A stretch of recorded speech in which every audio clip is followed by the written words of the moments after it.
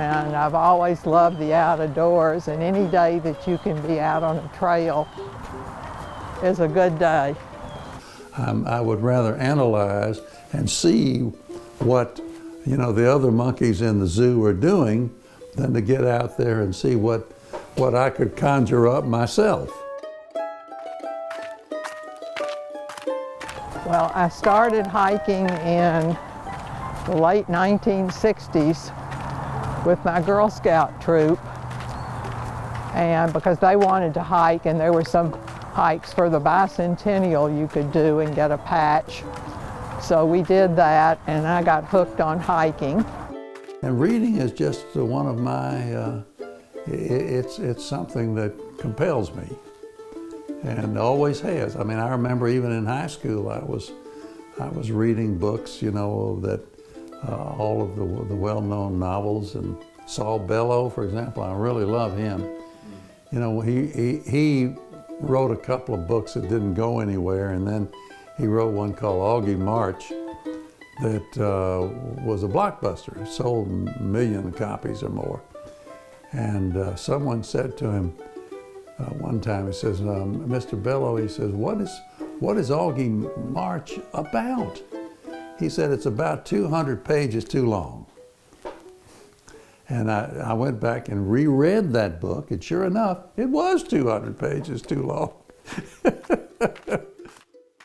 First really big hike that I did was with your mom, Gwen, and we did part of the Appalachian Trail, and that was just an amazing experience, camping, being on the trail, carrying your food, preparing your meals.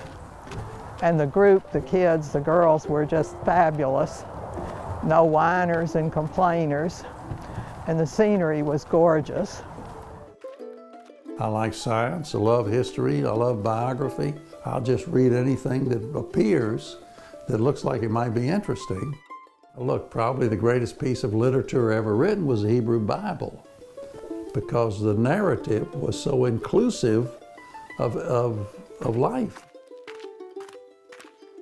I hike with Tennessee Trails, which is the Tennessee statewide hiking group, and we go all around this area, plus we do overnights into Arkansas, the Ozarks, or up to the Smokies or the Cumberlands. Now, whenever I go anywhere, if it's got good hiking, I'm looking for it. Nowadays, I guess it's more a matter of me hoping that I'm going to find something there that I don't already know, that, or some point of view that I'm not familiar with. It's not that I claim to know a lot, I don't. What I have forgotten or never knew, would fill many libraries. There are continents, there are nations, there are cultures, there are religions that you learn about from books. Seeing wildlife, flowers, trees, rivers, you name, swamps. And you realize that you are simply one of the grains of sand on the beach.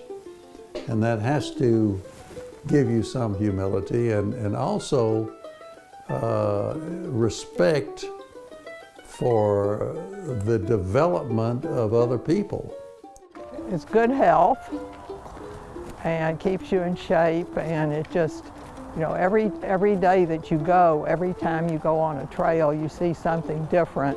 Anything that can broaden your perspective, I think, helps you with humility, because you realize that there's so much that has happened and is happening that you didn't have anything to do with. Being in the outdoors and getting sun just makes you feel good.